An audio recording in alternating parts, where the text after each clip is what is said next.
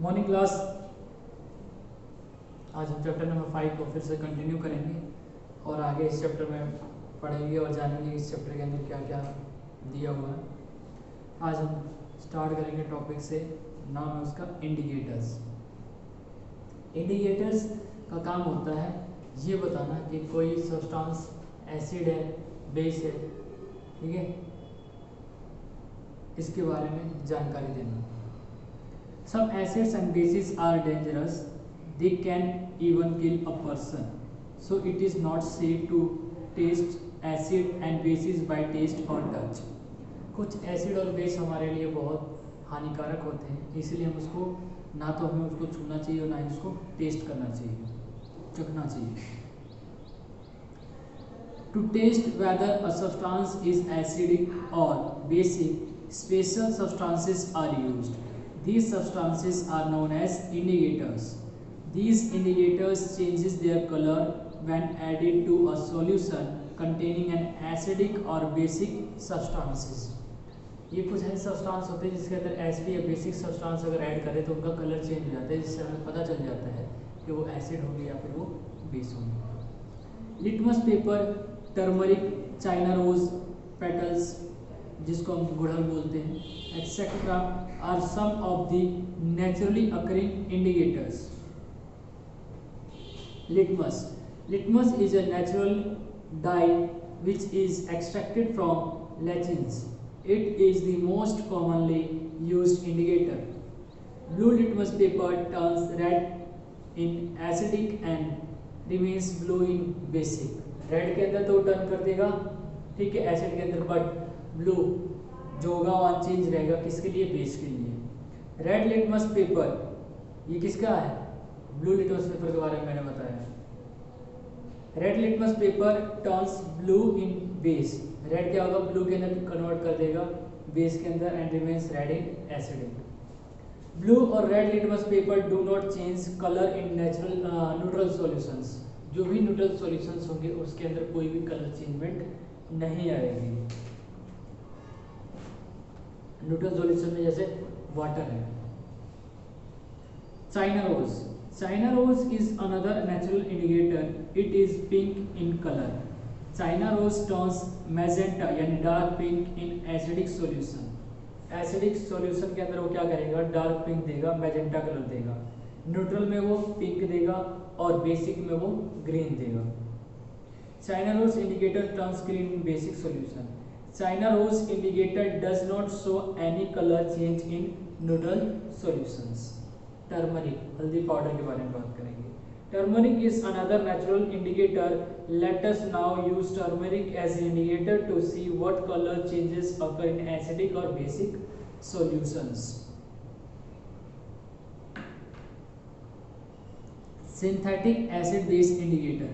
Some laboratory made compound can be also used for identifying acids and bases. These are called synthetic indicators. Two most commonly used in synthetic indicators are phenolphthalein and methyl orange. phenolphthalein का spelling dictate कर देता हूँ, PHENOL PHTHALEIN and methyl orange, METHYLORANGE, orange।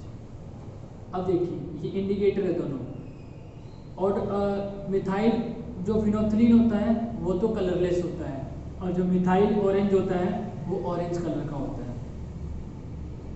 Acidic medium में तो phenolphthalein colourless रहेगा, लेकिन methyl orange red colour में हो जाएगा, और बेसिक मीडियम में फिनोल्फथलीन जो होता है वो पिंक कलर का हो जाता है और मिथाइल ऑरेंज येलो कलर का हो जाता है।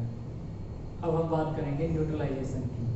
A reaction in which an acid combines with base to form salt and water is called neutralization reaction। मैंने कल भी आपको बताया था, एक एग्जांपल दिया था जिसमें क्या था कि जो HCl होता है उसको जब हम NaOH के साथ ट्रीट करते हैं, HCl स्ट्रॉन्ग एसिड है, NaOH स्ट्रॉन्ग बेस है, इसको जब हम रिएक्शन करवाएंगे तो ये बनाएगा NaCl यानी कि सॉल्ट प्लस में H2O water.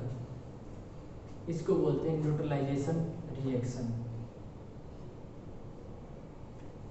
Acids and bases when mixed in right amounts neutralize each other.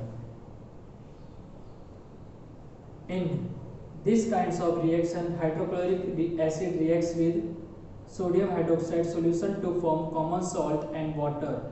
This is represented as follows.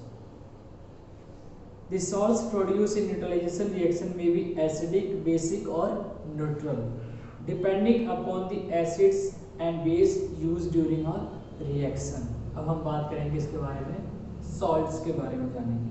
Salts are substances formed through the process of neutralization reaction. Water is also produced in this reaction.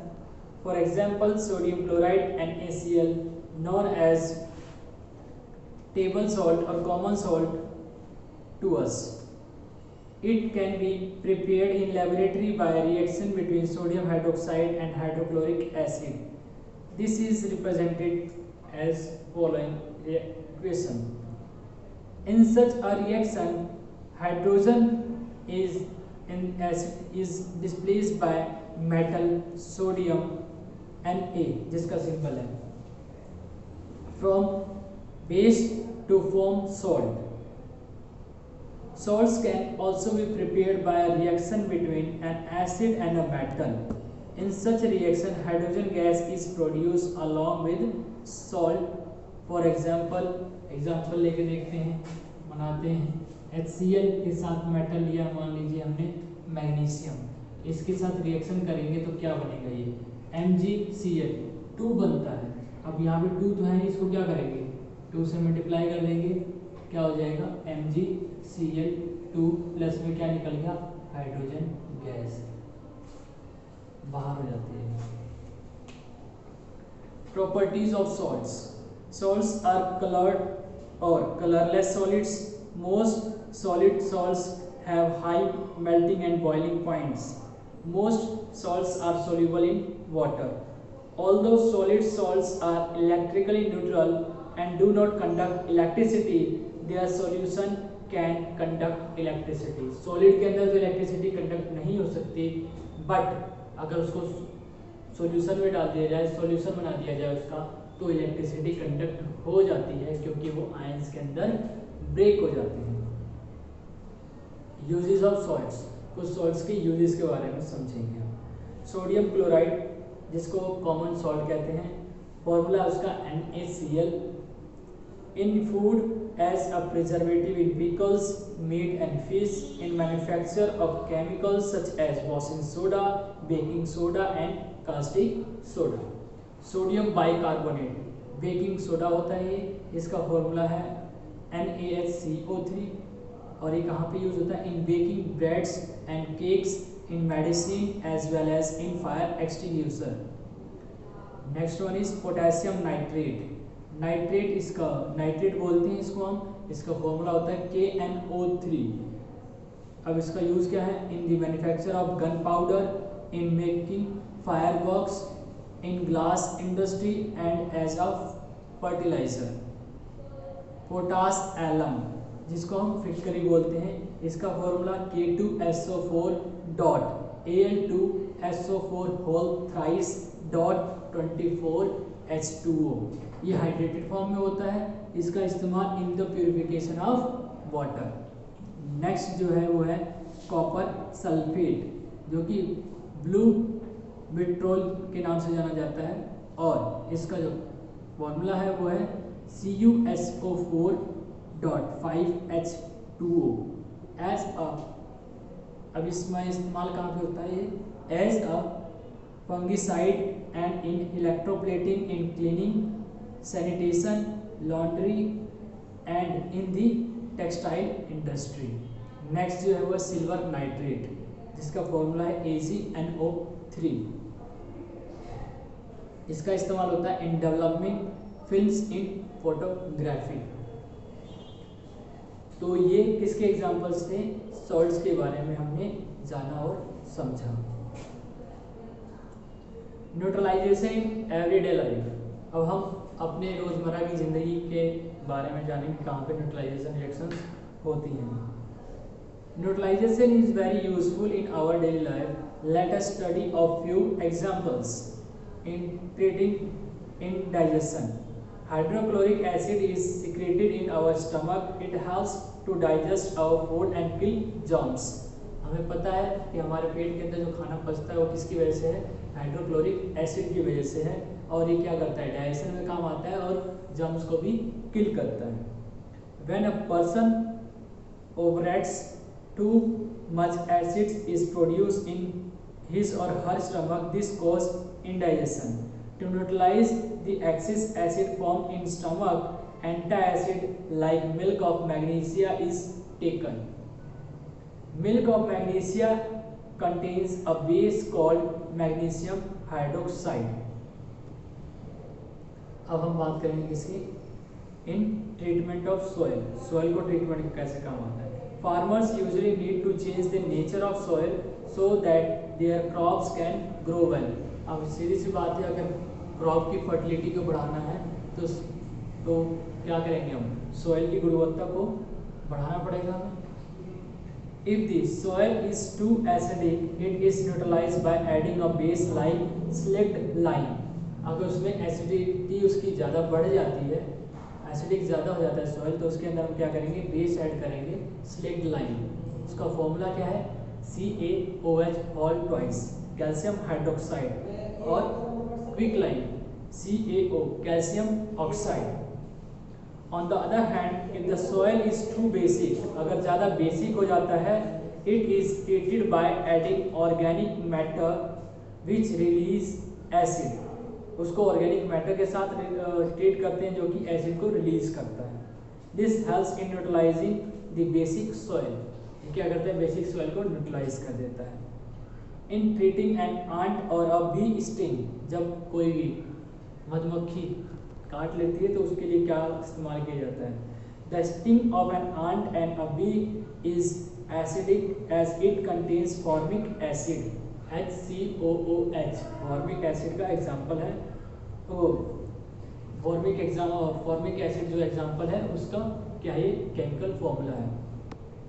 The pain caused due to an ant sting or a bee sting can be neutralized by using base like baking acids solution NaCO3, also called sodium bicarbonate. क्या लगाते हैं हम उस पर, sodium bicarbonate लगाते हैं, और calamine lotion. In treating factory waste, अब फैक्ट्री के अंदर से जो वेस्ट मटेरियल निकलता है उसको कैसे ट्रीट किया जाता है. Some factory waste contain harmful acids if these are allowed to flow directly into rivers और लेक्स. अब सीधी सी बात है, अगर उनके अंदर जो केमिकल होता है उनको डायरेक्टली हम छोड़ देंगे तालाबों में, तो उसके अंदर जो एक्वेटिक एनिमल्स होंगे, ठीक है, उनको ज़्यादा नुकसान पहुंचेगा, और हो सकता है जो जानवर जो है वो पानी पीने जाए तो वो भी बीमार हो जाए. The acids may harm the aquatic plants and animals. To avoid these factory waste are usually treated with base. Bases को treat किया जाता है. In the treatment of tooth decay, if we do not brush our teeth, the whites of food remain between our teeth. Bacteria attack this leftovers food and make acids. अगर हम खाना खाते हैं और अपने दांतों को साफ ना करें तो उसके बीच में जो बच जाता है खाने का जो पार्ट है वो उसकी वजह से क्या होता है, बैक्टीरिया की वजह से उसमें क्या होता है, एसिड प्रोडक्शन स्टार्ट हो जाता है. This acid is the cause of tooth decay. Toothpaste are basic in nature and neutralize their this acids and thus help in preventing tooth decay. जो टूथपेस्ट होते हैं वो बेस होते हैं और वो न्यूट्रलाइज कर देते हैं एसिड की रिएक्टिविटी को, ताकि हमारे जो दांत हैं वो सही रहें. Now I understand why dentists advise us to brush our teeth at least twice a day. इसीलिए जो डॉक्टर्स होते हैं वो हमें एडवाइस करते हैं कि कम से कम एक दिन में कितनी बार, 2 बार ब्रश जरूर करना चाहिए. एक सुबह उठने के बाद और एक रात सोने से पहले. तो इस चैप्टर में हमने जो बातें समझी एक बार मैं आपको फिर से रिवाइज करवा देता हूँ. चैप्टर के अंदर हमने एसिड्स के बारे में जाना, उनके प्रॉपर्टीज़ के बारे में जाना, एग्जाम्पल के बारे में और एग्जाम्पल से समझा हमने, फिर उनके केमिकल रिएक्शन के बारे में समझा। उसके बाद हमने उनके यूजेस के बारे में जाना, फिर हमने बेस के बारे में जाना, बेस की प्रॉपर्टी के बारे में जाना, बेस के एग्जाम्पल्स क्या क्या हैं वो हमने जाना। फिर आज हमने इंडिकेटर पढ़ा, इंडिकेटर में हमने लिटमस के बारे में जाना, लिटमस क्या होता है, कितने टाइप के लिटमस होते हैं, फिर एसिड बेस इंडिकेटर्स क्या होते हैं, सिंथेटिक लिटमस क्या होते हैं, फिर हमने न्यूट्रलाइजेशन रिएक्शन के बारे में पढ़ा और लास्ट हमने जो पढ़ा था टॉपिक होता है सॉल्ट, सॉल्ट के प्रॉपर्टी के बारे में जाना। फिर हमने डेली लाइफ में कैसे सॉल्ट जो न्यूट्रलाइजेशन रिएक्शन है वो कैसे होती है उसके बारे में हम इस चैप्टर के अंदर समझा और जाना।